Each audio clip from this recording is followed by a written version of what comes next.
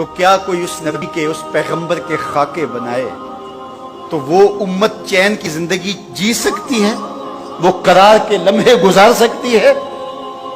تو کیا ہمارا صرف اتنا ہی فرض ہے کہ ہم فیس بک پہ احتجاج کر دیں؟ اگرچہ یہ بھی محبتوں کا ایک رنگ ہے، اور اس کے بعد ہم ٹھنڈے ہو کے بیٹھ جائیں اور وہ ہر 5 سال کے بعد، ہر 3 سال کے بعد، ہر 2 سال کے بعد یہ حرکت کریں، اور ہمیں پتا ہے کہ آج کی ہے اور 3 سال بعد پھر انہوں نے کرنی ہے، تو ہم بس اس پہ کفایت کریں اور کافی ہو جائے؟ نہیں، ہمیں دین اسلام کو غالب کرنے کے لیے آخری سانس تک جنگ کرنی ہوگی۔ یہ کبھی بھی ختم نہیں ہوگا جب تک دین اور اسلام اور حق اور حقانیت غالب نہیں ہو، اور اس کے لیے ہر شخص جس شعبے میں ہے خلوص کے ساتھ، وہ عالم دین ہے، وہ منبر و محراب کی ذمہ داریوں کو نبھا رہا ہے، وہ تدریس کی مسند پہ بیٹھا ہے، وہ ملک کی معیشت کی ذمہ داری لیے ہوئے ہے، اور سلطنت کے ذمہ دار لوگ ہیں، جو جہاں بھی بیٹھا ہے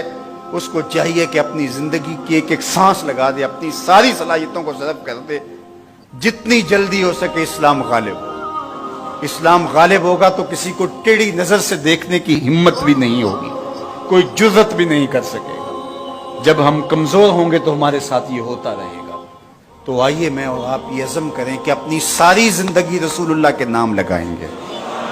جئیں گے تو حضور کے لیے، مریں گے تو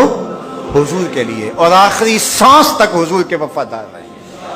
اپنی زندگی کا ایک ایک گوشہ حضور کے نام لگا دیں۔ اس کے لیے جہاں جہاں ضرورت تو ہمیں ہر جگہ موجود ہونا چاہیے، لیکن اس کا دیرپا مستقل حل کیا ہے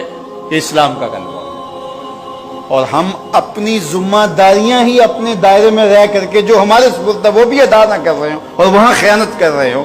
تو کس طرح ہم دنیا کے بکھرتے ہوئے ان طوفانوں کا مقابلہ کر سکیں گے اور ان مصیبتوں کو روک سکیں گے، ان سیلابوں کے آگے بند باندھ سکیں گے؟